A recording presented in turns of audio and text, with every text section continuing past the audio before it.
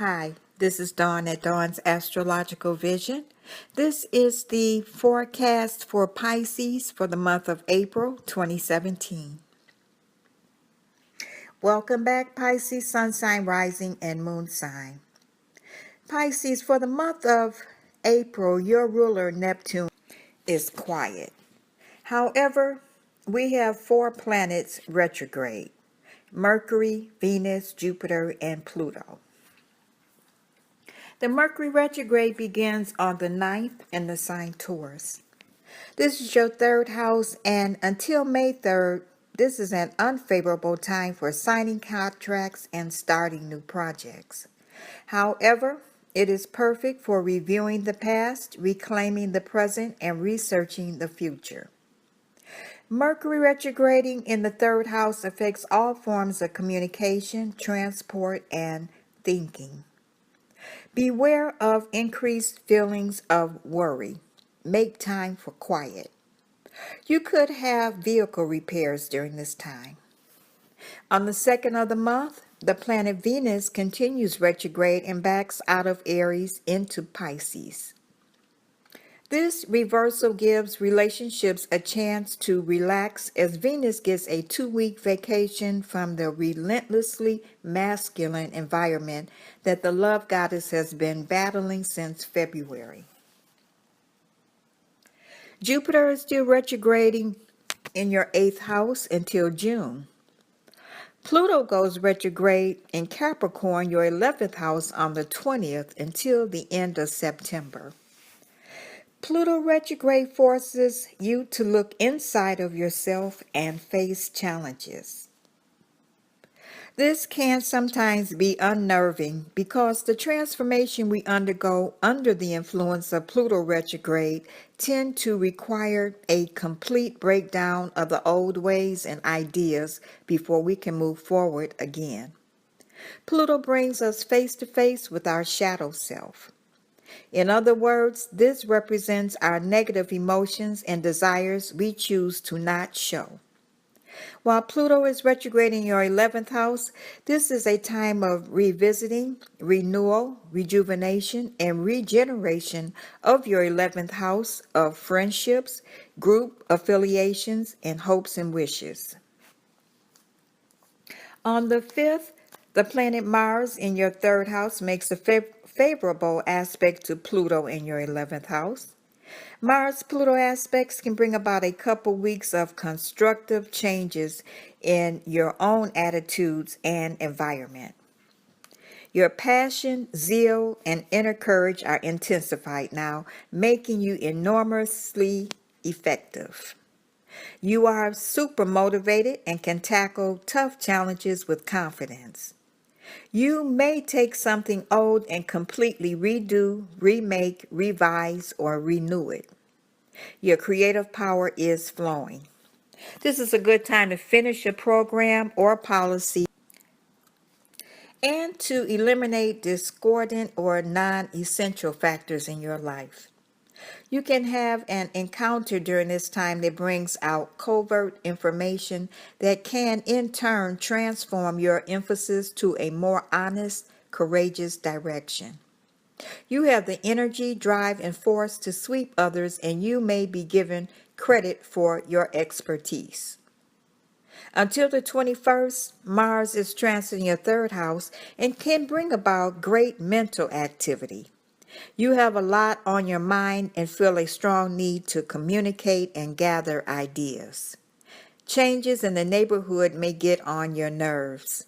Focus and pay attention. Your communication style tends to be sharper, more direct, and to the point, and it may be hard for you to bite your tongue when you see something that is amiss in your environment, and especially where your territory is violated in any way. On the 7th, there is a day of sunshine when Jupiter in Libra sits opposite the Sun in the sign Aries. This restless face-off occurs once a year and brings a general feeling of optimism. Jupiter can open the door to travel and broadening your perspective through higher education, but on the other side of the coin, you can overextend yourself. The sun is in your second house until the 19th. What you have and what you don't have come into focus. Also, what makes you feel comfortable, your sense of security, and what you value. This is the time of year when personal finances and possessions receive maximum attention.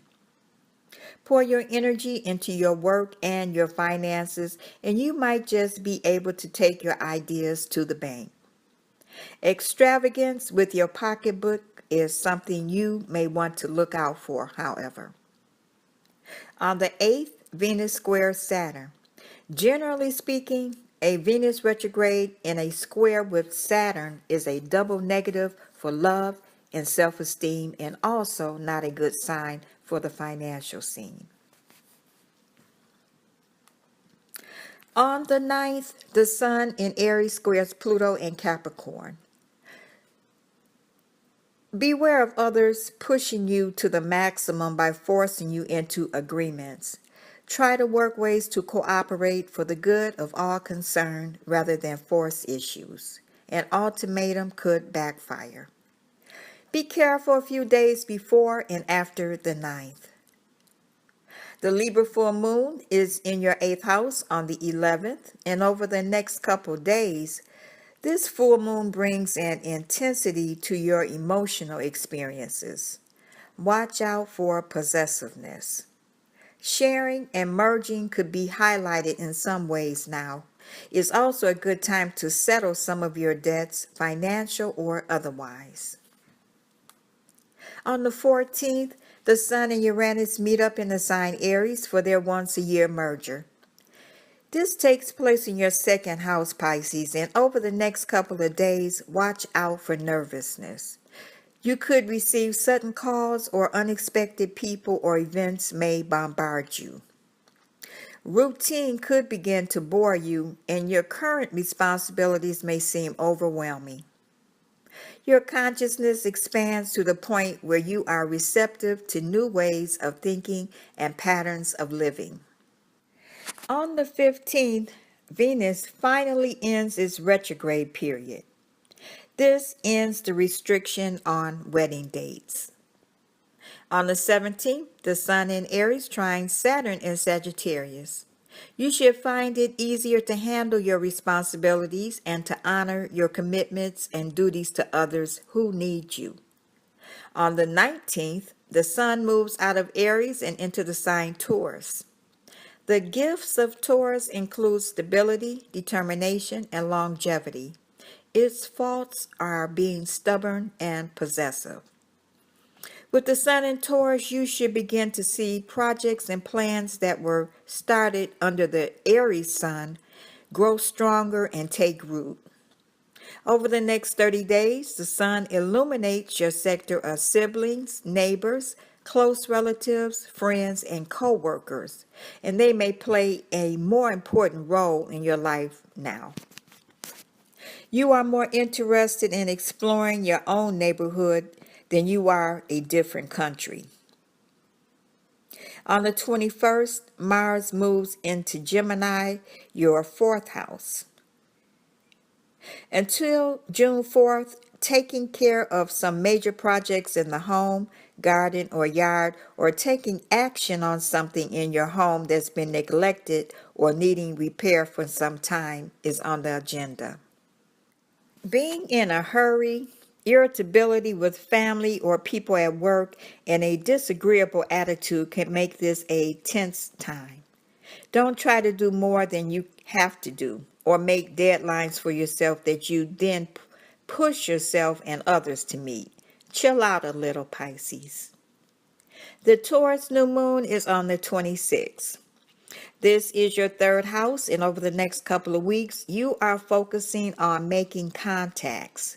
Since Mercury is still retrograde, this is a great time for research and fact-finding, as well as planning for changes in the immediate environment when Mercury goes direct.